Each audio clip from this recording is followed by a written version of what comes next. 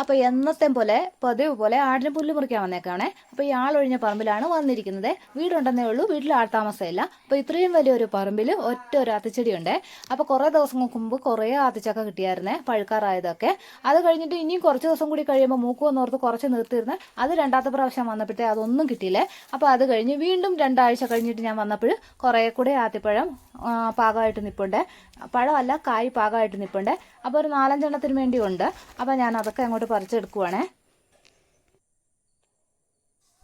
അപ്പോൾ ഈ ആത്തിച്ചെടി നിൽക്കുന്നത് ഒരു പൊട്ടക്കുളത്തിൻ്റെ അരികത്താണ്. അപ്പോൾ ഇതൊരു പണ്ടത്തെ കുളമാണ്. അപ്പോൾ ഈ സ്റ്റെപ്പായിട്ട് പാറ കെട്ടിയിട്ടുള്ള കുളമാണ്. ഇപ്പോൾ അതിനകത്ത് വെള്ളമൊന്നുമില്ല. കുറച്ച് താഴ്ചയുണ്ട്. പിന്നെ പുല്ല് മൂടി കിടക്കുവാണ്. പുല്ലും വള്ളികളും മുള്ളും ഒക്കെ മൂടി കിടക്കുവാണ്. അപ്പോൾ അതിൻ്റെ തൊട്ടരികത്താണ് ഈ ആത്തിച്ചെടി നിൽക്കുന്നത്. അതുകൊണ്ട് തന്നെ ഒരു ചെറിയ പേടി ഉണ്ടായിരുന്നു, കാല് തന്നെയാലും അങ്ങോട്ട് വീണു പോകുമെന്ന്. പക്ഷേ ആത്തിച്ചക്ക കണ്ടാലും എനിക്ക് വിടാൻ തോന്നുന്നില്ല കേട്ടോ. അപ്പോൾ ഞാനത് പറിച്ചെടുത്തു.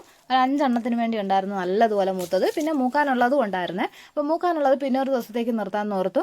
ഭാഗ്യം ഉണ്ടെങ്കിൽ കിട്ടും, ഇല്ലെങ്കിൽ ആരെങ്കിലും കൊണ്ടുപോകും. കഴിഞ്ഞ തവണ അങ്ങനെയായിരുന്നു. ഞാൻ കുറേ കായകൾ നോക്കി വെച്ചിട്ട് ഇനി ഒരാഴ്ച കൂടെ കഴിയുമ്പോൾ നല്ല പാകമാകുമെന്ന് പറഞ്ഞുകൊണ്ട് നിർത്തിയിട്ട് പോയതാണേ.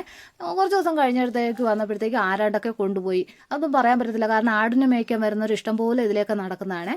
അപ്പോൾ അവർ കൈ കിട്ടുന്നവർ കൊണ്ടുപോകും. പിന്നെ ഇതിനിപ്പോൾ അത്യാവശ്യം 30 രൂപ കിലോ വിലയുണ്ട്. സീസൺ സമയമായി. പിന്നെ ഇനി കുറച്ച് നാളും കൂടി ഉണ്ടായിരിക്കും ഈ സീസൺ. അത് കഴിയുമ്പോൾ പിന്നെ ഇത് കിട്ടാനേ കാണത്തില്ല. അപ്പോൾ ഇപ്പോഴും തിന്നാൻ കിട്ടുന്നത് തിന്ന് തീർക്കാമെന്ന് ഓർത്ത് ഞാൻ ഇങ്ങനെ തപ്പി നടക്കുന്നതാണേ. എവിടെ ആത്തിച്ചെടി കണ്ടാലും നോക്കും കായുണ്ടോന്നേ. അപ്പോൾ ഇത് എനിക്ക് സ്ഥിരം കായ കിട്ടുന്ന ഒരു ചെടിയാണ്. ഇത് മൂത്തില്ല കേട്ടോ, ഇനി ഒരാഴ്ച കൂടെ കഴിയുമ്പോൾ മൂക്കും.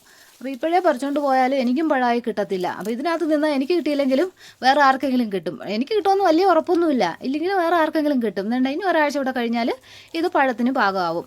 അപ്പോൾ പിന്നെ ചുമ്മാ പറിച്ച് ഉണക്കി കളയണ്ടല്ലോ എന്ന് ഓർത്ത് ഞാനത് പറിച്ചില്ലേ. അതുപോലെ കുറച്ച് കായും കൂടിയൊക്കെ ഉണ്ട് കേട്ടോ ആ പാകത്തിനായത്. അതായത് ഒരാഴ്ച കൂടെ കഴിഞ്ഞിട്ടൊക്കെ പഴമാവാൻ പാകത്തിനുള്ളതുണ്ട്. അപ്പോൾ അതൊന്നും ഞാൻ പറിക്കുന്നില്ല, ചുമ്മാ പറിച്ചുകൊണ്ട് പോയി എന്തിനാണ് നശിപ്പിച്ച് കളയുന്നത്, ആരെങ്കിലും കൊണ്ടുപോയി തിന്നട്ടെ എന്ന് ഓർത്തു. അപ്പോൾ ഈ കുഞ്ഞു ചെടിയാണെങ്കിലും നല്ല പ്രായമുള്ള ചെടിയാണ്. കാരണം ഇത് കമ്പൊക്കെ ഒടിഞ്ഞിട്ടും ആൾക്കാർ വെട്ടിക്കളഞ്ഞിട്ടും ഒക്കെ, പറമ്പ് വൃത്തിയാക്കുന്നവർ വെട്ടിക്കളയുമല്ലോ, വെട്ടിക്കളഞ്ഞിട്ടും ഒക്കെ ഇത് വീണ്ടും തീർത്ത് വരുന്നതേ ഉള്ളൂ. ഇത് പ്രായമുള്ള ചെടിയാണ്, ചെടി കുഞ്ഞിതാണെങ്കിലും. അപ്പോൾ പിന്നെ അതിൻ്റെ കായ് നല്ല മധുരമുള്ളതാണ്. ചിലത് മധുരം കുറവായിരിക്കും കേട്ടോ. നല്ല പച്ച നിറത്തിൽ കാണുന്ന കായ് മധുരം കുറവായിരിക്കും. ചെറിയ മഞ്ഞ നിറത്തിലൂടെ കാണുന്ന കായ് മധുരം കൂടുതലായിരിക്കും. അങ്ങനെയാണ് എൻ്റെ ഒരു അനുഭവം കുറേ നാളുകൊണ്ടുള്ള. കാരണം ഞാനിതെവിടെ കണ്ടാലും പറിക്കുന്ന ഒരാളാണ്. അപ്പോൾ അങ്ങനെയാണ് എനിക്ക് കിട്ടുന്നത്. അപ്പോൾ ഇതുകൊണ്ട് ഇതൊക്കെ നാളത്തേക്ക് പഴുക്കും ഉറപ്പായിട്ടുവേ. അപ്പോൾ ഈ പുല്ല് കൊണ്ടുപോകണ ചാക്കിനകത്ത് തന്നെ വെച്ചിരിക്കുവാണെങ്കിൽ നാളെ രാവിലത്തേക്ക് നല്ല പഴമായി കിട്ടും കേട്ടോ. അപ്പോൾ